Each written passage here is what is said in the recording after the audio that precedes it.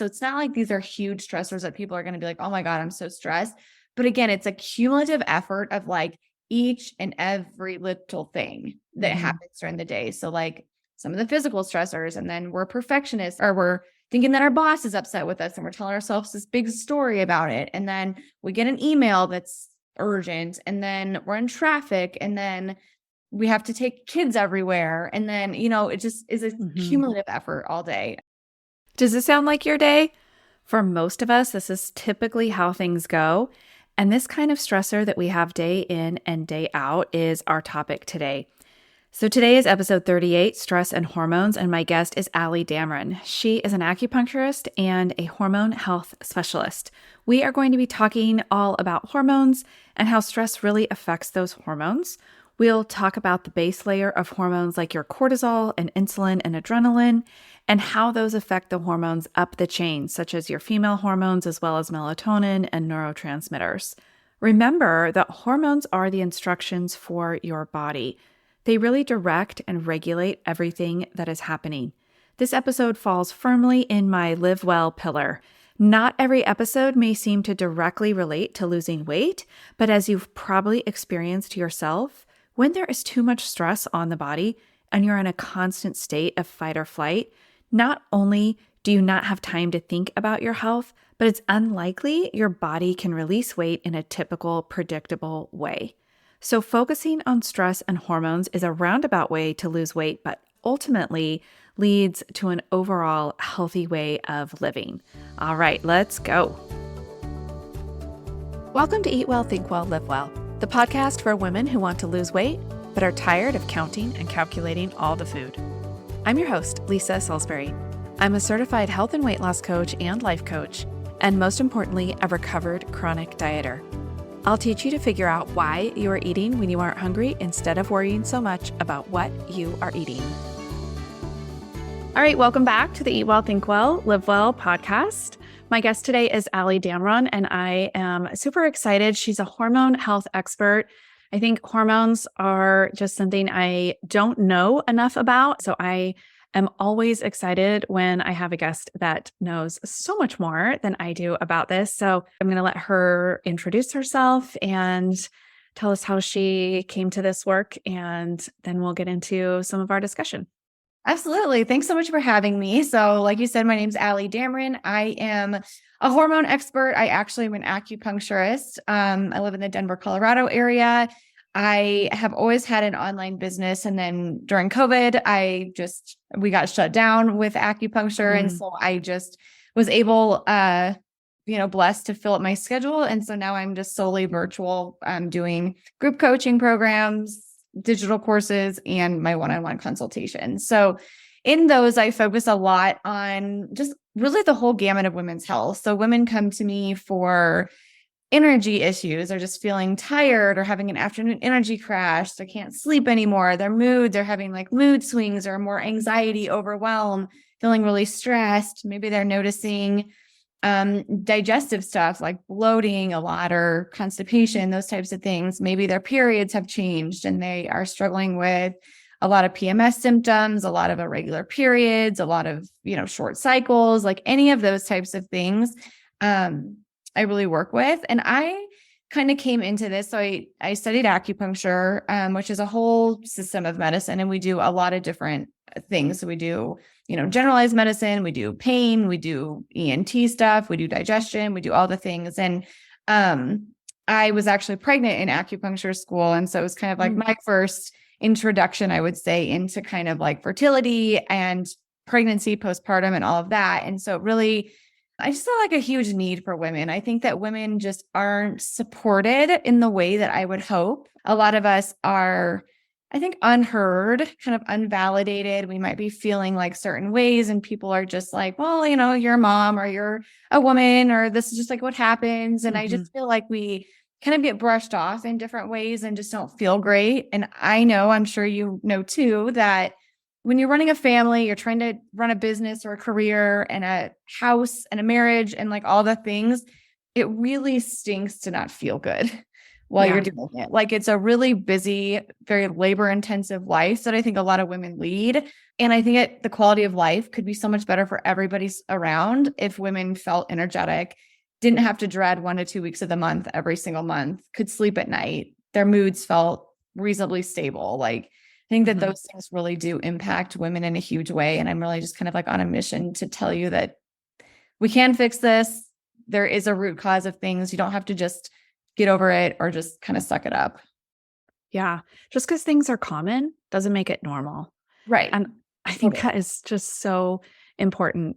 Just because a lot of your friends are dealing with bloating doesn't make it normal. Just because everyone is constipated or everyone is stressed or like doesn't Yeah. make it normal. It's not really the way our bodies were supposed to function. And I feel like what you're saying about women being brushed off has been like part of just my growing up years is because my mom told me years and years ago, probably not when I was living at home, probably more in the time where I was having kids, which she said, yeah, I went to my doctor when all you kids were little. And I just said, I'm so tired and this and that. And like something's wrong with me. And he goes, oh yeah, I know what you have. It's called motherhood. And he didn't like, that was literally his answer. Like, yeah, it's just the way it is. And so guess what? I just thought that was the way it was. Like, I guess this is just the way it is. Like this just motherhood. And, it is difficult. And I have some amount of amnesia, I think, from those early months of having the kids because I mean, I was thinking this morning as I saw someone who's just 3 months postpartum and just really struggling with some like blocked ducts with her, trying to nurse. And she's like, how are there so many humans on the world? Like, how do people like do this? And I thought, okay, if I really think about it, like I had mastitis twice. I was in the ER with my one child. As soon as they called me back and I stood up, I fainted. I was so dehydrated, so fevery, like, yeah, but I still like was like, well, I have to nurse. Like it was crazy just what we Yeah. go through as women. And not to mention, even when we're over, quote unquote, that part of the early newborn time, then we deal with hormones fluctuating through our bodies constantly. All month. And then like each decade or each, few Mhm. years, like there is a big hormonal shift too. So yeah, I think that there is a lot going on. And to your point with your mom's doctor, like it can be motherhood, but like let's figure out a way to like support women through a lot of different ways. Like we can use herbs and supplements and stuff. I always say you cannot out supplement your lifestyle. So let's find ways to support moms so that we don't have so much on our plate that just makes us feel dead to the bone. And there's a lot of components to this, I think, that create these symptoms for women. And like I said, I am kind of like on a mission to teach women how to basically calm down their own nervous systems, because we can talk about it. But like when your nervous system is really jacked up and very hyper vigilant due to all the stress and all the pressure that moms are under, it starts to deplete a lot of hormones. It starts to create more inflammation. It starts to make us not be able to sleep. Our moods change, our periods change, our energy levels change. Pain can occur, like a whole bunch of cascades can happen, which lead us down this path. So again, in fairness to your mom's doctor, like probably so. Some of it's true. Yeah. But like let's do better. Let's Right. figure that out. Okay, well let's get into that specifically. Yeah. Like you kind of alluded to it, but in what way specifically does the emotion of stress, which emotion is the way I teach that is really just a cascade of chemicals coming through the body from a thought. How does that impact our hormones? And let me clarify too, it's not that I'm saying, well, just change your thought and you won't have stress. That's not, Right. it's not really the way it works. We can work on our thoughts, and I do teach a way to do that through the model. But the fact is that a lot of us are going to have circumstances that lead us to thoughts that are going to be stressful. No matter how we think about it, stress is going to be part of it. Absolutely. So a few things here. So I talk about how stress can be physical, mental, and emotional stress. So first off, like I think the lower hanging fruit, honestly, is usually the physical stressors. Now, obviously, when you have a newborn, like sleep is hard to get. But as we get our kids out of kind of like that stage, lack of sleep is a huge stressor on the body. And likewise, sleep is really helpful for replenishing your body, kind of resetting things. So it resets your blood sugar or your insulin levels. It helps you produce human growth hormone, which is really helpful for anti-aging and energy. It helps to lower your cortisol level, which we all need a break from that stress response during the day, helps produce melatonin, which is also an antioxidant. So it does, and that's just like it detoxes. That's just like the tip of the iceberg. Sleep. So, lack of sleep is going to be a stressor on the body. Other things are, you talk about this a lot in your work, but like food, like let's try to get our minerals in. Let's try to get micronutrients in. I am in no stretch a perfectionist with food. I've been there through acupuncture school. Actually, I got into what probably should have been diagnosed as like orthorexia, with just being very nervous about food. And I've definitely walked a whole lot way back from that. But, when we are under more stress, our body, think about like the stress response, it takes a lot of energy from us to be in that state of stress all the time. And so you're constantly using a lot of minerals and resources. So if we can eat our good lean proteins, we can eat our fruits and vegetables, we can, get enough sodium in, we can do those things. That's really, really helpful at supporting your body and giving it what it needs to kind of burn through the stress. Does that make sense? Yeah. So when we're not eating a quality diet, that's what you're saying is a physical stressor. Maybe. Yeah. Okay. Yeah. Over exercise, under exercise, overeating, under eating, those are also all physical stressors. Injuries and illnesses, surgeries, C-sections, like those things are also going to be like the physical stressors. So I actually think that while some of those can be challenging to correct, I actually think that those are the lower hanging fruits in comparison to our thoughts. Our brain can do a whole bunch of things and can be more challenging. So that's kind of that. So then we talk about more like the mental and emotional stressors.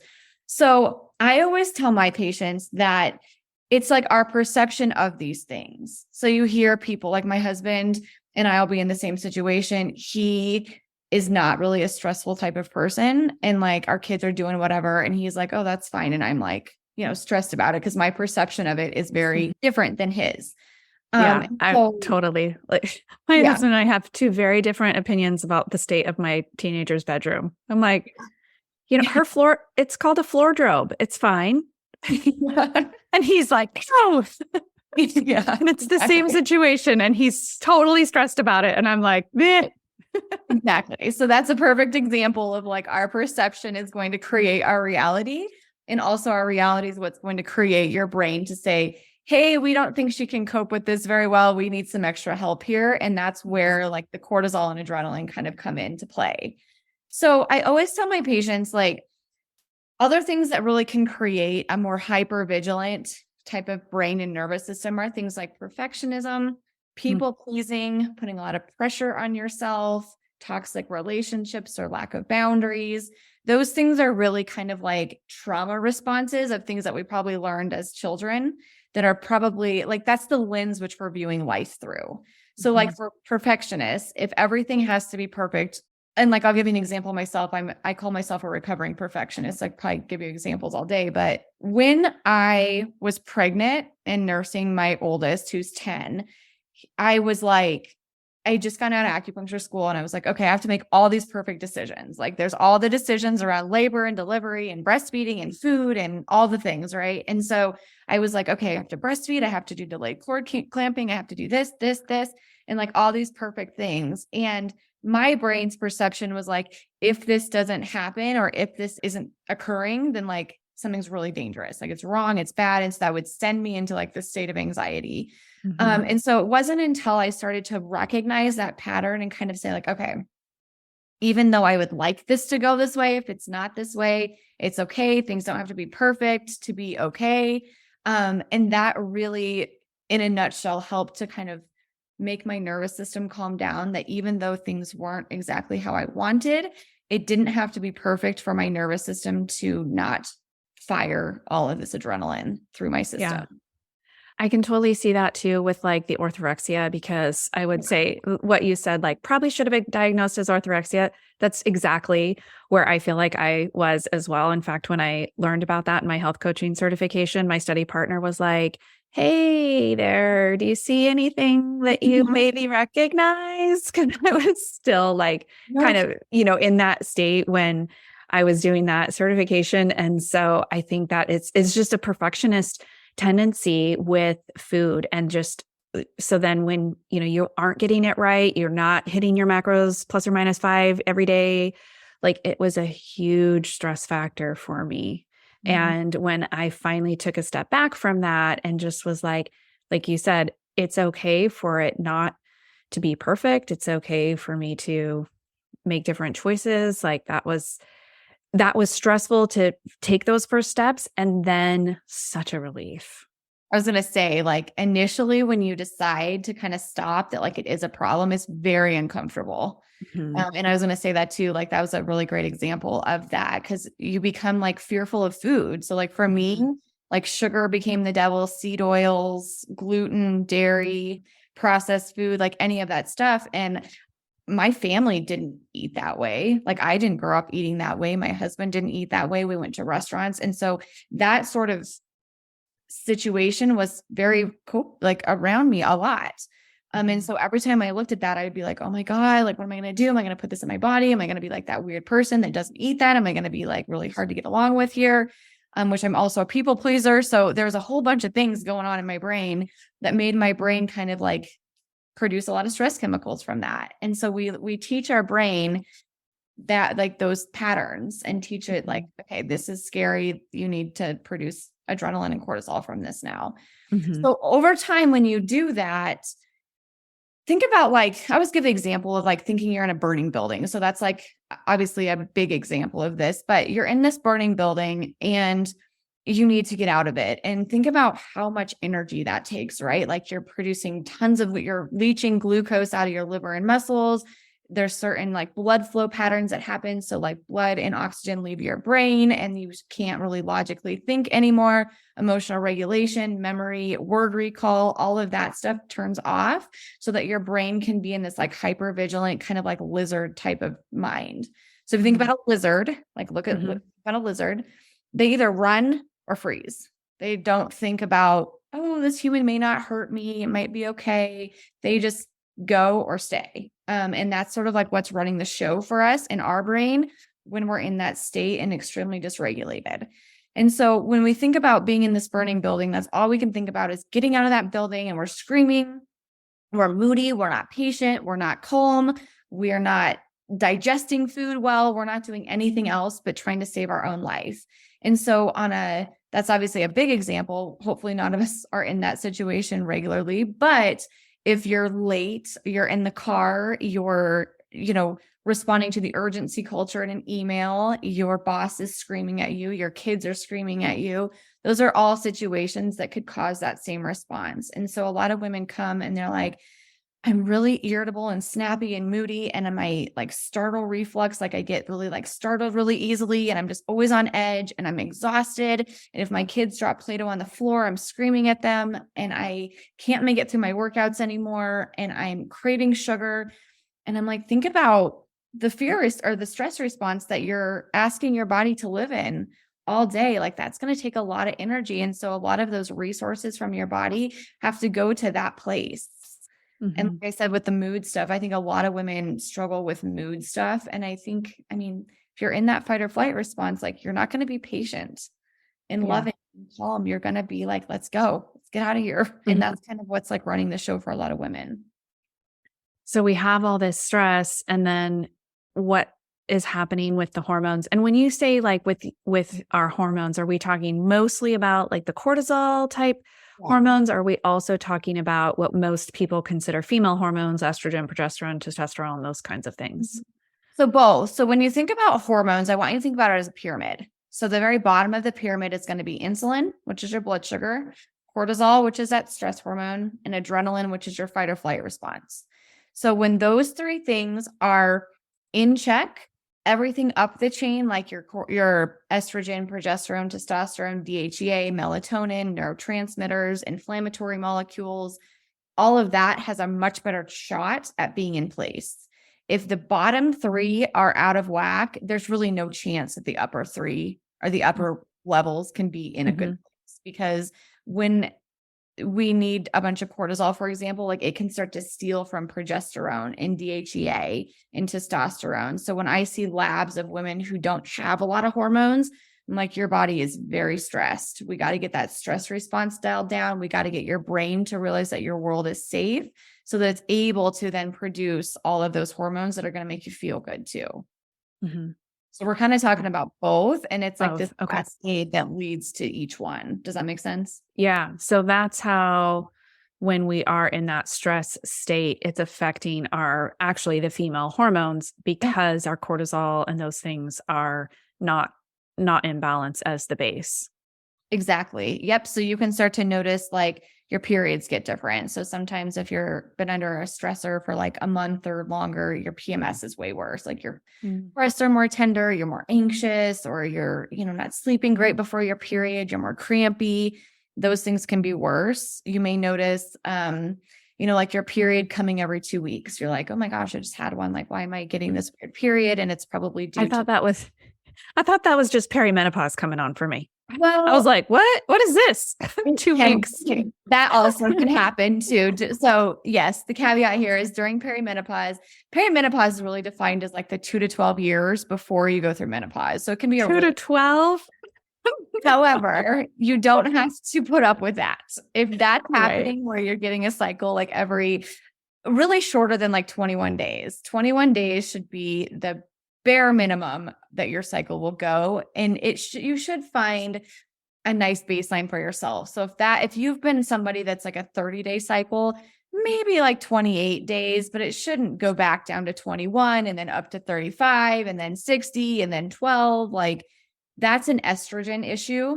And progesterone, those two are in a good ratio in your cycle. And so there's things we can do to support your progesterone, decrease estrogen, and get that regulated. Okay. Good. Yeah. Don't put up with that. It just happened once actually recently. And I was like, oh, welcome to perimenopause, I guess. But it's not like a regular issue for me, but I'm sure it can be for others out there listening, because I think perimenopause is probably most of my listeners where their age group is. Yeah. So how does this then affect our energy versus fatigue? Because that is actually one of the most common. When I have clients come in, we always set up like 3 goals. We don't just do a weight loss goal. There's always other things that are going on. And the second most common goal is energy. I want to have more energy.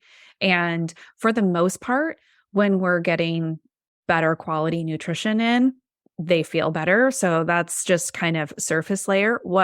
But also doing some of the coaching that we're doing, I think is helping to reduce their stress. So I think I'm inadvertently doing this, but tell me what the mechanisms are for stress impacting our energy and feeling fatigue. Totally. So that's one of the biggest things for my patients too, that they just feel tired. And some people feel tired all day. Like they wake up groggy. It never gets better. Some people wake up groggy and then they feel okay. And then they have an afternoon energy crash, and it can be a little bit different for each person. So cortisol, our stress hormone, remember, is part of the circadian rhythm. So when we wake up in the morning, cortisol has been bottomed out all night to let us sleep well. Melatonin has taken over, which is our sleep hormone. And so when we wake up, within 30 to 60 minutes, we should get this nice cortisol awakening response, which is where you get like a big rise in cortisol. So you probably notice like, okay, you feel kind of groggy. And then once you get up and get going, like, okay, we're good for the day. That's what should happen. Again, if you're not feeling that, you're probably not getting a good cortisol awakening response, in which we need to work on circadian rhythm and your stress response. Then after that cortisol awakening response in a normal person, you sort of like start to go down slowly throughout the day so that you can have it go all the way down for bed at night again. So there is actually a decent crash of cortisol normally in the afternoon, which is why like other countries take siestas and like have that afternoon little bit of a reprieve, and then their body kind of regulates and then they go on with the rest of their day. I always think that like expectations are a big part of this because I have patients who get up at 5 or 4:30 to work out and then run with coffee, get the kids out the door, have a super stressful morning, eat lunch. Like 3 p.m. of an energy crash might be 9 hours into their day or 10 Mhm. hours even, you know what I mean? And so I think just kind of recognizing like where you are is important so that you don't expect to just have straight on energy for like 12 hours a day. Like that's not Yeah. a realistic expectation. Right. Setting that expectation that like, oh, this is normal. Like it's normal that I am having an energy crash. It's normal that I'm hungry right now because it's been some time. Like nothing's gone wrong. Right, exactly. So sometimes I first start there with like what is the expectation, because in our culture like productivity, urgency, like we have a very unhealthy relationship to that. Mhm. And so it's not to say that like you should feel just like death every afternoon and like you can't even keep your eyes open. Like that is a bit of a crash. So I Sure. start with like, and I think you do this too, but like regulating blood sugar. So Mhm. are you on like this roller coaster where you're not getting enough fiber and not getting enough protein and it's making your blood sugar crash, which is therefore going to make you feel tired. So I Mhm. think eating in regular intervals throughout the day is helpful. Again, look at your hunger scale. You don't have to eat every 2 hours, but don't let yourself get to on your scale like a -5 or like a Right. -6. You know what I mean? Like that is going to make you feel tired. So eating enough protein and fiber, eating in regular intervals for you is good. And then also minerals. So a lot of us are dehydrated. And when we don't have enough magnesium, calcium, sodium, and potassium, that also makes us tired. Those are like spark plugs that create energy in our body. So for people who just drink plain water or just drink coffee, which is more dehydrating all day, I encourage women to do like either electrolytes when they're Mhm. tired. So either like morning and afternoon, or I love to do this is kind of like a trendy thing now, but something called Soleil water or adrenal cocktail, which Mhm. is your sodium and potassium. So like coconut water with a little bit of orange juice and some sea salt is really helpful at getting those minerals in there. And a lot of people are like, well, I don't want the sugar. Glucose in that is how that gets into your cell. Yeah. So we actually want the glucose there. And just as a side note here, I know Ali just covered this with a guest on minerals. I just listened to her podcast about minerals and it was so good. So I'm like, oh, yeah, yeah, all of this. So if you want a little more, I'll link that episode in the show notes because it was really helpful on all of this mineral stuff. Yeah. So minerals are super cool and can be And really helpful at how our bodies work. I just also, I know you guys talked a little bit about this, but I just started drinking that LMNT. And I know you said it's a little low in potassium, but for everything else, I Yeah. thought it was great. And I have such low blood pressure. I think it's actually really been helping to just really up that good quality salt content. So I've been really happy with that. I just got like a trial pack and I'm like, I think I'm going to do this. Yeah. Yeah. We drink it here too. Like my husband's an Iron Man. Mhm. He trains for that. And so that's what he drinks all day too. And that's what like that culture of people drink. Yeah, Um, so yeah, we drink it over here too. But you could put a little bit of coconut water, like Tina in that episode said too. That's a sure. really great source of potassium. So those are like some quick and dirty, like nutritional type of things to do.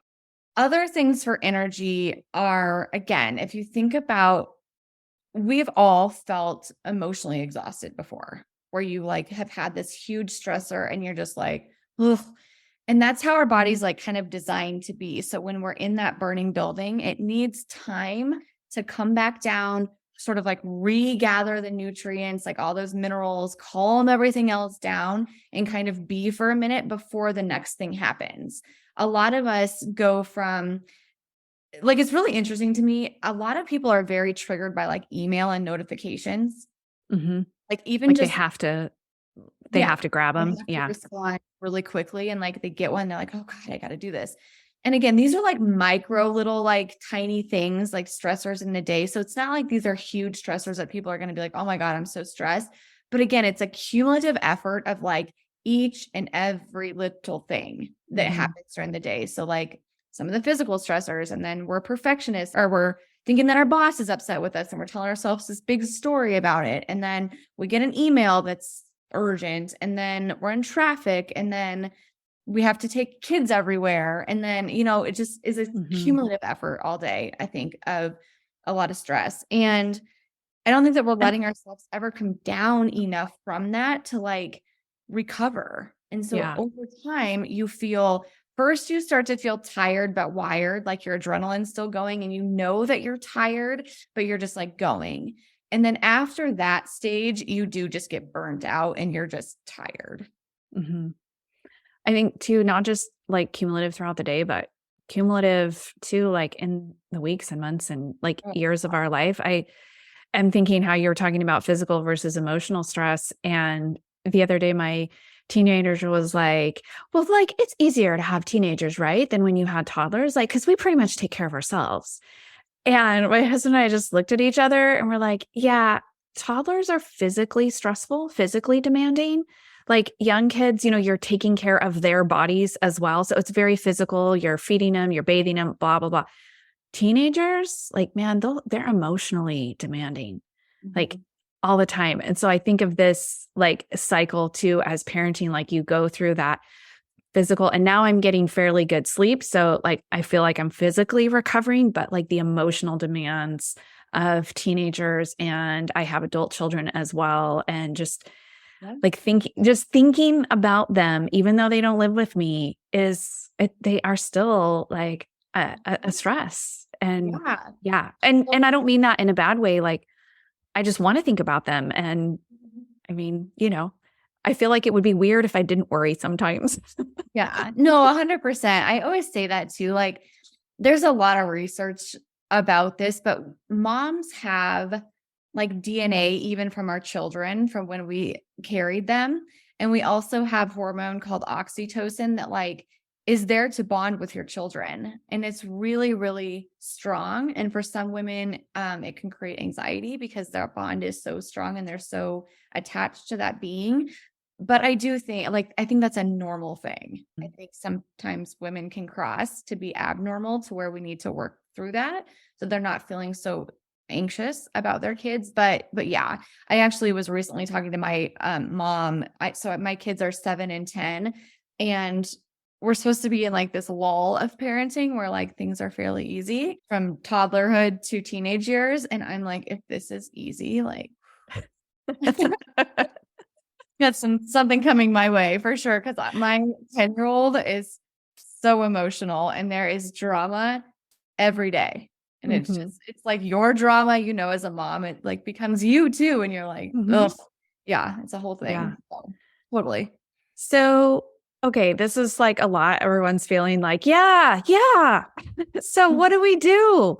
Like, what are some solutions? Yeah. Like, I mean, managing stress feels like somewhat of a buzzword, and also like, well, all we can do is manage it. Like, it feels like there should be more. Like, how can we really like take control of it? Or I just want a better word than just manage. Totally. Because manage feels like I'm just moving it around. You know what I mean? Absolutely. So I think this has become a really buzzy thing. So I think that it's a really multifaceted approach, first off. So like I said, first, look at the physical stressors. Like if you're intermittent fasting, for example, like take that off your plate. If you're already feeling stressed and you're doing that, that's like a really low hanging fruit to just like stop. If you're drinking copious amounts of caffeine to just keep your system jacked up all day, again, work your way back there. So I'm going to interrupt you. Sorry. Oh, give me a number there on copious amounts of coffee. So I generally recommend, if you can, like 1 cup of coffee in the morning, like a normal 250. So it's like 250. Okay. Just because there's so many different energy drinks out there. And so 250 milligram would be considered, I think, normal. Yeah, okay. No, I think it's fine because that is where, again, remember that cortisol awakening response, you already have a high one. So that sort of just goes with your natural circadian rhythm. It might jack it up a little bit more. But you really want to stop drinking caffeine 8 hours before you go to bed. Because that's how long some people take to metabolize that. And you really don't want to get into the pattern where you're having an afternoon latte, then sleeping like crap, then you're exhausted, more caffeine. Okay, sorry. So I interrupted. So that's another one, like avoiding copious amounts of caffeine. Okay. Yeah. So then we get into more of, I think, the things that are harder and take more self-awareness. So I think that I always tell my patients to start with, and I think you talk about this a lot with like emotional eating and stuff, but like the self-awareness of thoughts are incredibly important. So if you know that you're being triggered by email, for example, like we got to teach your brain that email is a safe thing. So when you get an email, instead of responding within 5 seconds of it, like letting that sit there for a minute and teaching your brain, hey, you know what? This is fine. This is sitting here. We are okay. This might feel really uncomfortable. We might be anxious that it's here at first. But the more that we buy into that catastrophic thinking about that, we're just reinforcing those patterns over and over and over. So I tell my patients to pick 1 to 2 big things like that and really start to work on that. So sometimes like numbing out to scrolling the phone at night before bed. Like, how can we get the phone out of your room so that you can sleep better? Because the phone also is very stimulating. I don't think our brains are meant to take in that much information that quickly. I think that's also a trigger for the nervous system. It's blue light, obviously. And I don't know about you, but like, I very rarely leave social media feeling like real great. I mean, there's a lot of times that it's either like the comparison trap, the shoulds, like you should be doing more, something triggered you. Like, just be very careful of the content you're consuming when you're consuming it. Like, we have to be responsible about that too, I think. Mm-hmm. If kids are a trigger, like getting your kids out the door in the morning are a trigger. I know that's a big, stressful time for a lot of people, just getting to work on time or kids out the door, whatever. Like, wake up earlier, have a slower morning, set expectations with your kids, like find the times of your day that suck the most, that cause that a big, huge adrenaline spike, and start to work through, how can we make this better? Could we delegate? Could we delete certain tasks? Can we just have our kids do things differently? Could we change the mindset of things? So when your kids are yelling at you for whatever, not getting their clothes cleaned or whatever, like, could you just, your only job is to like keep yourself out of that fight or flight response in that time. So they can yell and scream, but the more that you engage and get into that fight or flight response, A, it makes the situation worse for the kids because you're both not logically thinking, but B, it jacks up that nervous system more. So I think it's the first step about this is truly recognizing when you're in that place and how can we give yourself messages of safety versus danger. So we're going to be late. We're going to be late. Okay. What's the worst case scenario if you're late? You walk your kids into school or they're late for their practice. They probably learn a lesson. But it feels like this big, catastrophic thing to be late.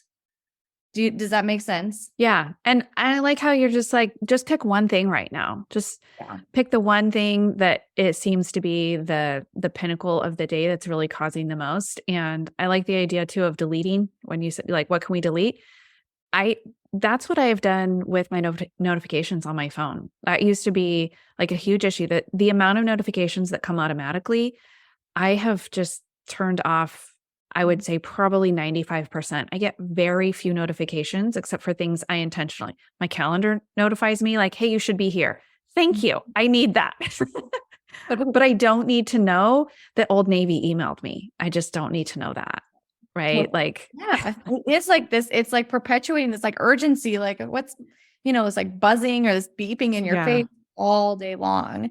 But yeah, so I know that was not like a very tactical, like do this now thing, but I do think that everyone has to just sort of like take a step back, bird's eye view, and do an inventory.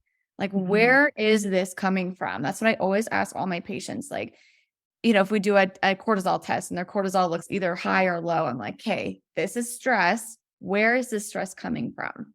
Are you a perfectionist? Are you people pleaser? Type A? We go through that.